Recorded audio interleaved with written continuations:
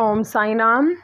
मैं पूजा बाबा की बेटी बाबा से आज्ञा लेकर श्री साईं सच्चरित्र के अध्याय 24 का पठन शुरू कर रही हूँ। श्री साईं सच्चरित्र अध्याय 24। श्री बाबा का हास्य विनोद, चने की लीला, हेमाड पंथ, सुदामा की कथा, अन्ना चिचणीकर और मौसीबाई की कथा, बाबा की भक्त परायणता। प्रारंभ। अगले अध्याय में अमुक अमुक विषयों का वर्णन होगा, ऐसा कहना एक प्रकार का अहंकार ही है।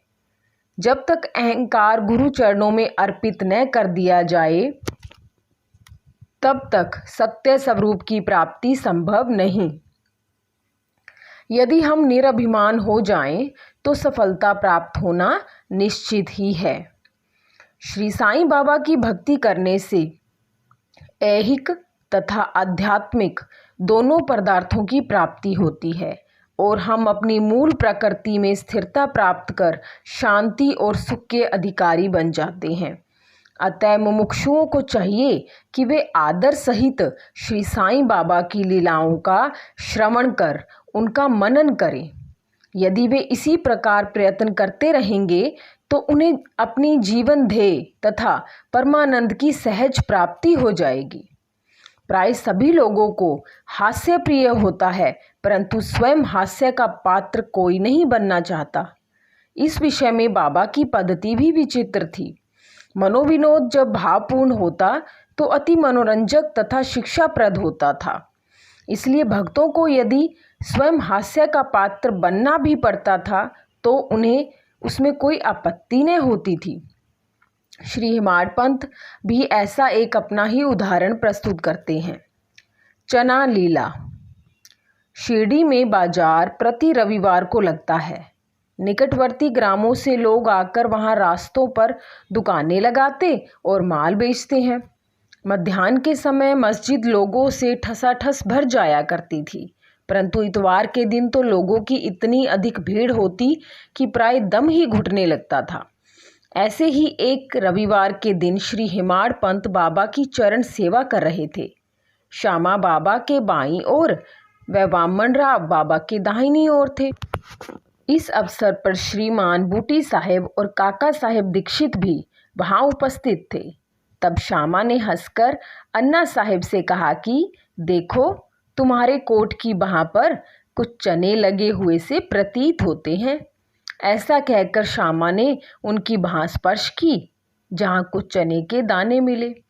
जब हेमाड पंथ ने अपनी बाईं कोहनी सीधी की तो चने के कुछ दाने लुढ़क कर नीचे भी गिर पड़े, जो उपस्थित लोगों ने उठाए।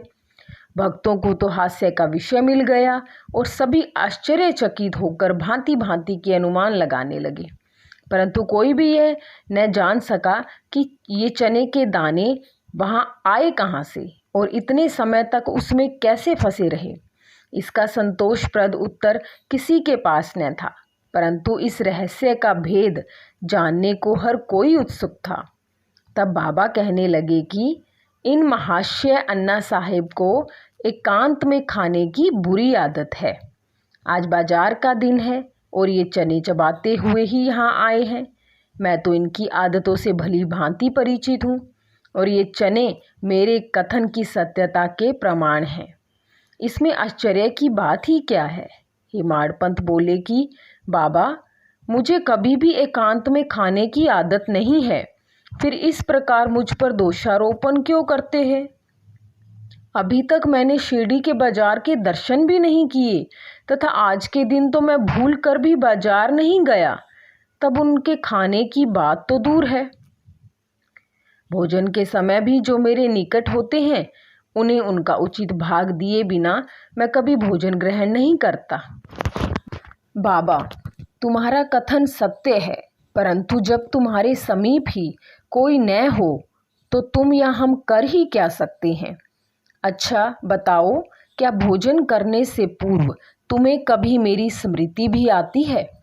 क्या मैं सदैव तुम्हारे साथ नहीं हूँ? फिर क्या तुम पहले मुझे ही अर्पण कर भोजन किया करते हो?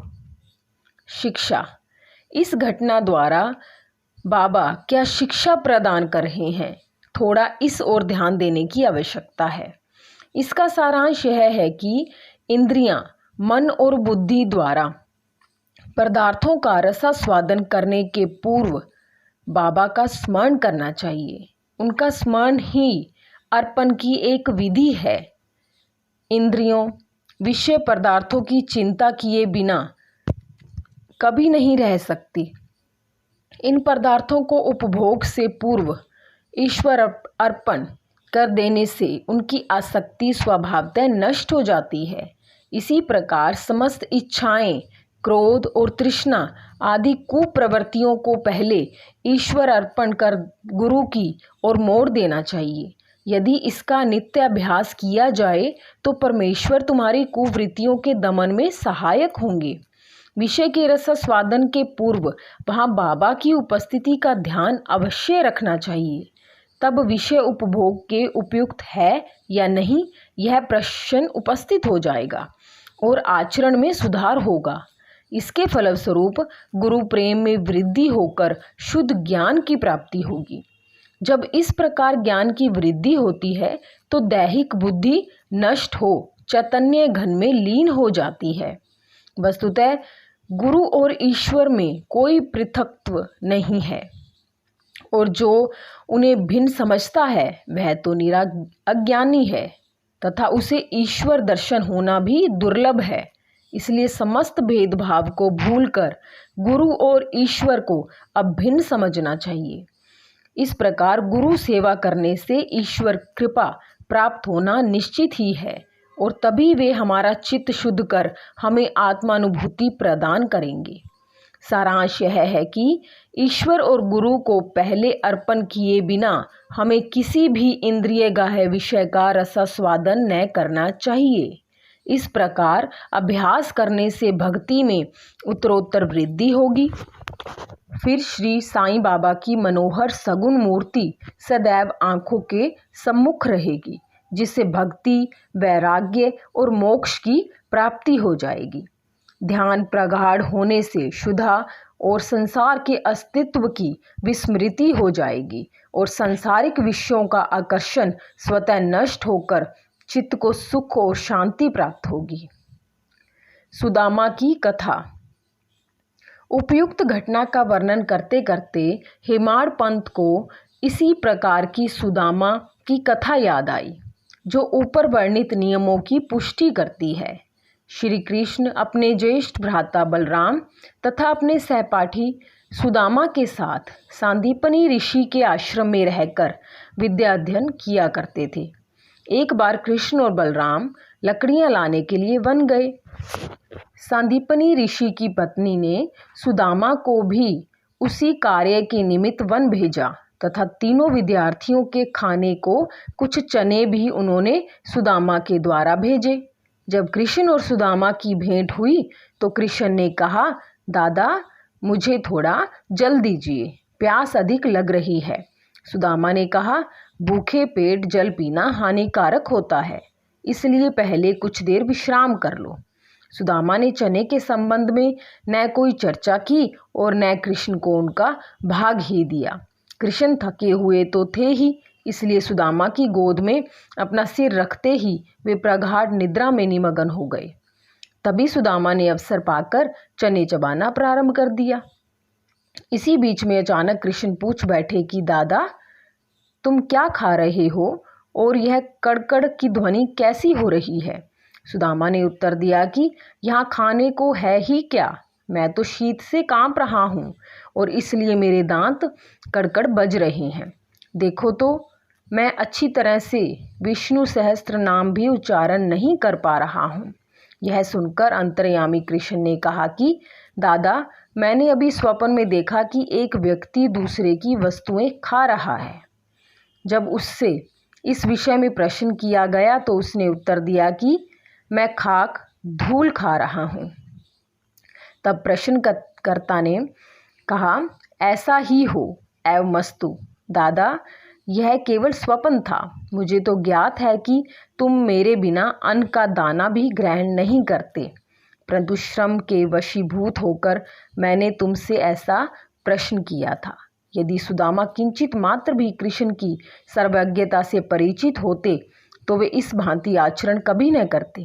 श्री कृष्ण के लंगोटिया मित्र होते हुए भी सुदामा को अपना शेष जीवन दरिद्रता में व्यतीत करना पड़ा, परंतु केवल एक ही मुट्ठी रूखे चावल पोहा जो उनकी स्त्री सुशीला ने अत्यंत परिश्रम से उपार्जित किए थे, भेंट करने पर श्री कृष्ण बहुत प्रसन्न हो गए और उन्हें उसके बदले में स्वर्ण नगरी प्रदान कर दी। जो दूसरों को दिए बिना एकांत में खाते हैं, उन्हें इस कथा को सदैव स्मरण रखना चाहिए। श्रुति भी इस मत का प्रतिपादन करती है कि प्रथम ईश्वर को ही अर्पण करें तथा उच्छिष्ट हो जाने के उपरांत ही उसे ग्रहण करें। यही शिक्षा बाबा ने हास्य के रूप में दी है। अन्ना, चिंचणीकर और मौसीबाई। अब श्री हेमाड पंथ एक दूसरी हास्यपूर्ण कथा का वर्णन करते हैं, जिसमें बाबा ने शांति स्थापन का कार्य किया है। दामोदर घनश्याम बाबरे, उपनाम अन्ना चिंचणीकर, बाबा के भक्त थे। वे सरल, सुदृढ़ और निर्भीक प्रकृति के व्यक्ति थे। वे निडरता पूर्वक स्पष्ट भाषण करते और व्यवहार में सदैव नग्न नारायण से थे। यद्यपि व्यवहारिक दृष्टि से वे रूखे और असहिष्णु प्रतीत होते थे, परंतु अंतःकरण से कपटहीन और व्यवहार कुशल थे। इसी कारण बाबा उन्हें विशेष प्रेम करते थे। सभी भक्त अपनी अपनी इच्छा अनुसार बाबा के अंग अंग को दबा रहे थे। बाबा का हाथ कठड़े पर रखा हुआ था।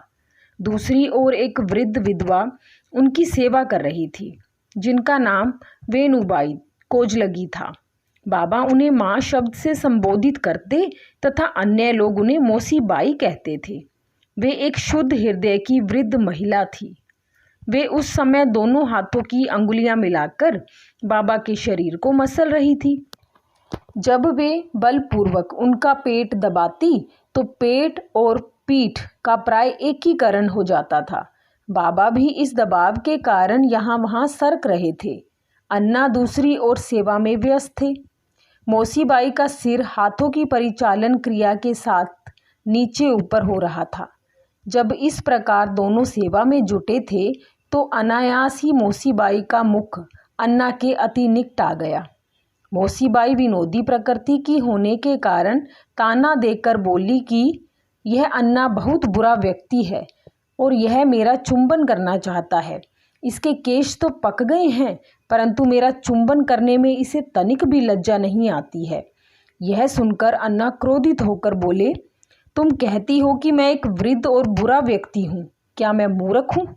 तुम खुद ही छेड़खानी करके मुझसे झगड़ा कर रही हो। वहाँ उपस्थित सब लोग इस विवाद का आनंद ले रहे थे। बाबा का स्नेह तो दोनों पर था, इसलिए उन्होंने कुशलतापूर्वक विवाद का निपटारा कर दिया।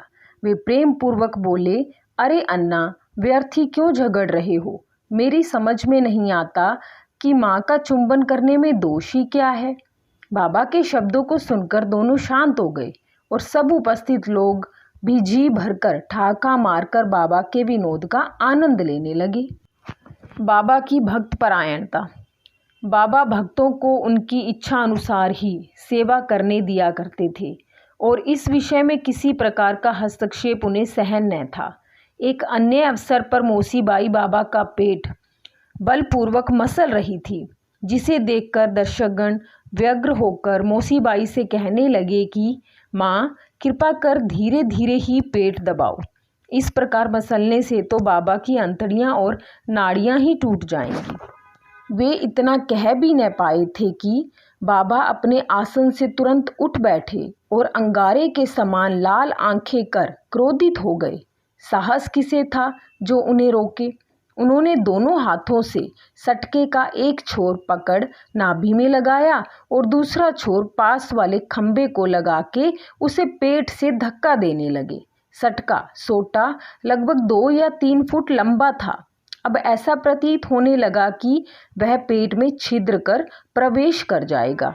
लोग भयभीत हो उठे कि अब पेट फटने ही वाला है। अब बाबा अपने स्थान पर दृढ़ हो उसके अत्यंत समीप होते जा रहे थे और प्रति क्षण पेट फटने की आशंका हो रही थी। सभी की कर्तव्य विमूढ़ हो रहे थे।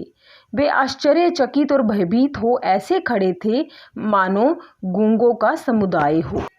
यथार्थ में भक्तगण का संकेत मोसीबाई को केवल इतना ही था कि वे सहज रीति से सेवा शुश्रूषा करें।